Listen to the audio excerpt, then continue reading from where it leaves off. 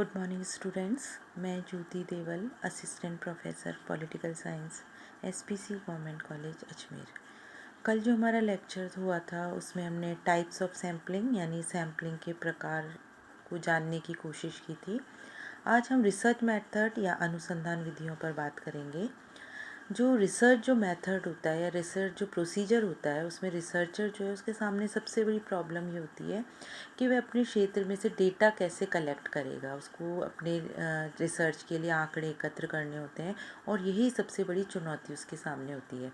इसलिए अनुसंधानकर्ता जो है, जो रिसर्चर है, वो एक साइंटिफिक मेथड यूज़ करता है जो उस रिसर्च की जो समस्या है उसकी प्रकृति के अनुरूप होने के साथ साथ सही प्रकार से और आसानी से जो भी फैक्ट्स हैं, जो जानकारियां हैं, जो डेटा हैं, उनको कलेक्ट करने में सक्षम हो।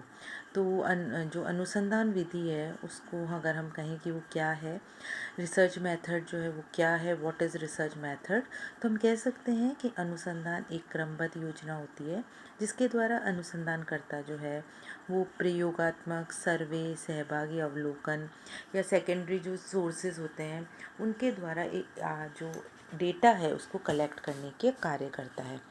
अब क्वेश्चन ये आता है कि रिसर्च में कौन कौन सी विधियों के द्वारा रिसर्चर जो है वो डेटा कलेक्ट कर सकता है।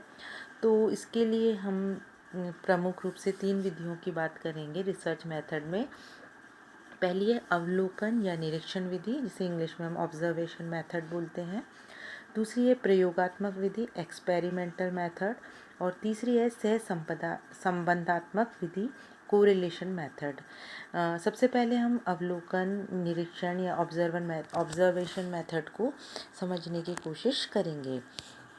अवलोकन जो है उसका जो वर्ड टू वर्ड मीनिंग है उसका मतलब होता है देखना, यानी किसी चीज़ को जब हम देखकर समझने का प्रयास करते हैं तो उसे हम अवलोकन या निरीक्षण कहते हैं।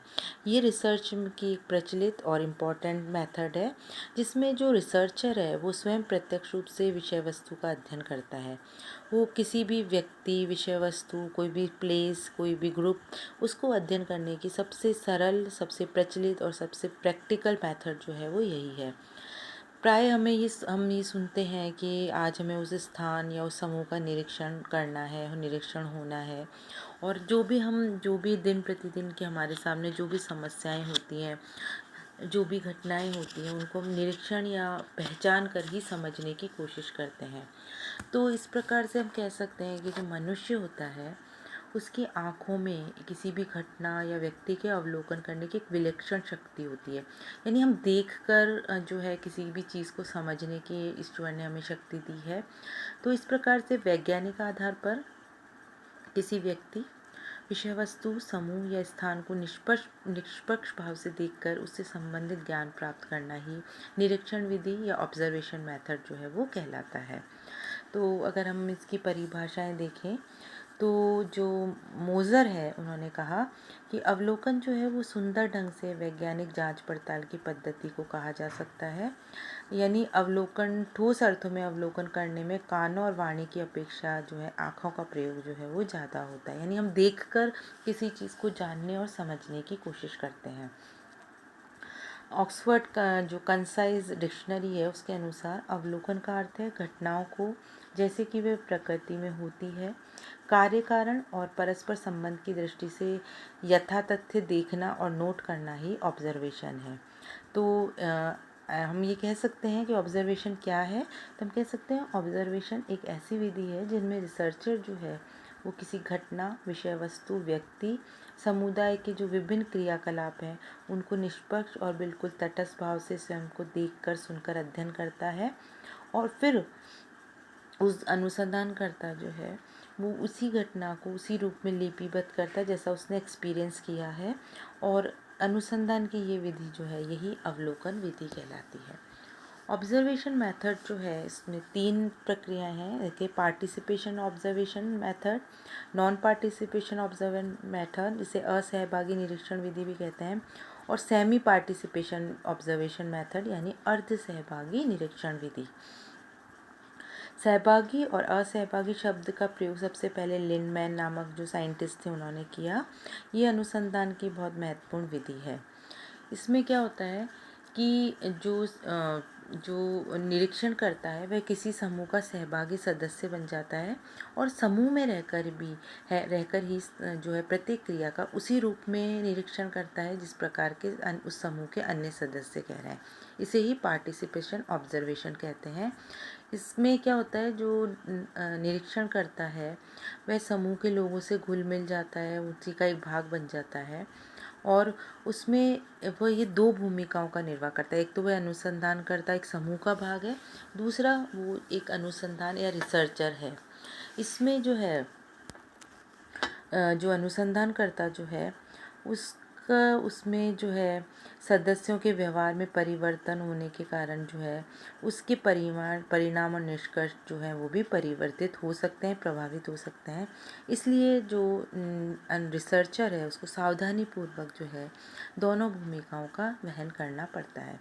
इसके क्या क्या गुण हैं पार्टिसिपेशन ऑब्जर्वेशन के, तो अगर वो समूह का सदस्य होने के कारण वो अच्छे से समूह की जो सूक्ष्मतम स्तर पर वो समूह का निरीक्षण कर पाता है। क्योंकि अनुसंधानकर्ता स्वयं उसमें पार्टिसिपेट कर रहा है इसलिए विश्वसनीयता इसमें रहती है। बिल्कुल सरल, सहज और व्यवहारिक विधि है। और अनुसंधानकर्ता जो है स्वयं समूह का सदस्य होने के कारण उसको समूह का अवलोकन और अध्ययन करने का पर्याप्त समय मिलता है। ये पर्याप्त रूप से स्वाभाविक निरीक्षण है जो कृत्रिमता, आर्टिफिशियल और औपचारिकता से बिल्कुल अलग होता है। दूसरी जो विधि है वो है असहभागी निरीक्षण विधि, नॉन पार्टिसिपेशन ऑब्जर्वेशन। इसमें क्या होता है कि जब निरीक्षणकर्ता किसी समूह का सहभागी सदस्य तो नहीं बनता, लेकिन अलग से तटस्थ और निष्पक्ष भाव से समूह की समस्त गतिविधियों की प्रत्येक क्रिया की बहुत सूक्ष्मता से निरीक्षण करता है, तो ये नॉन पार्टिसिपेशन ऑब्जर्वेशन या असहभागी निरीक्षण कहलाता है। यानी असहभागी निरीक्षण जो है वो एक ऐसी विधि है जिसमें अवलोकन करने वाला अवलोकन से छिपा रहता है। यानी जिस भी चीज़ का वो अवलोकन कर रहा है वो उसका डायरेक्ट उसका मेंबर नहीं होता और वो दूर से उसका निरीक्षण करता है। इसके क्या गुण होते हैं? इसमें अनुसंधानकर्ता को कम श्रम, धन और समय का प्रयोग करते हुए बड़ी समूह का निरीक्षण कर सकता है। इसमें जो रिसर्चर है वह स्वयं पार्टिसिपेट नहीं कर रहा है इसलिए इसमें निष्पक्षता का गुण पाया जाता है। और जो अनुसंधान करता है उसके पास अध्ययन करने और उसको लिपिबद्ध करने का पर्याप्त समय होता है। क्या क्या सीमाएं हैं इसकी? तो इसमें जो लिमिटेशंस हैं वो ये है क्योंकि इस विधि में रिसर्चर स्वयं पार्टिसिपेट नहीं कर रहा, इसलिए विश्वसनीयता की कमी होती है क्योंकि वह सिर्फ बाहर से ही वो उसका निरीक्षण कर रहा है जो वास्तविकता से पृथक भी हो सकता है। इस विधि में जो अनुसंधान करता है वो अध्ययन समूह में केवल कृत्रिम व्यवहार का ही अध्ययन कर पाता है। अधिकांश घटनाएं जो केवल मात्र हमें देखने से स्पष्ट नहीं होता क्योंकि इसके पीछे बहुत सारे कारण होते हैं जिसका हमें समझना जरूरी है यदि हमें घटनाओं को सही से समझना है। तो इस विधि से गहन अध्ययन करना संभव नहीं होता है। ये ऊपरी सतह से ही व्यवहार को देखकर अध्ययन करने की विधि है। थर्ड जो है ऑब्जर्वेशन का पार्ट वो है अर्ध सहभागी निरीक्षण विधि। सहभागी और असहभागी दोनों विधियों से के गुणों को मिलाकर अर्ध सहभागी निरीक्षण विधि का निर्माण किया गया है। इस विधि में अनुसंधानकर्ता कुछ कार्यों में भाग लेकर और कुछ कार्यों में बिना भाग लिए निष्पक्ष और तटस्थ भाव से समूह का अध्ययन करता है। तो ऐसे हम कह सकते हैं कि ये सहभागी और असहभागी यानी पार्टिसिपेशन और नॉन पार्टिसिपेशन ऑब्जर्वेशन है, उसका मिक्स जो है वो है सेमी पार्टिसिपेशन ऑब्जर्वेशन। तो हम अनुसंधान विधियाँ या रिसर्च मेथड को पढ़ रहे हैं जिसमें हमने उसका सबसे पहला भाग ऑब्जर्वेशन को समझा और कल हम इसका दूसरा पार्ट यानी एक्सपेरिमेंटल मेथड प्रयोगात्मक विधि पर बात करेंगे। Thank you so much.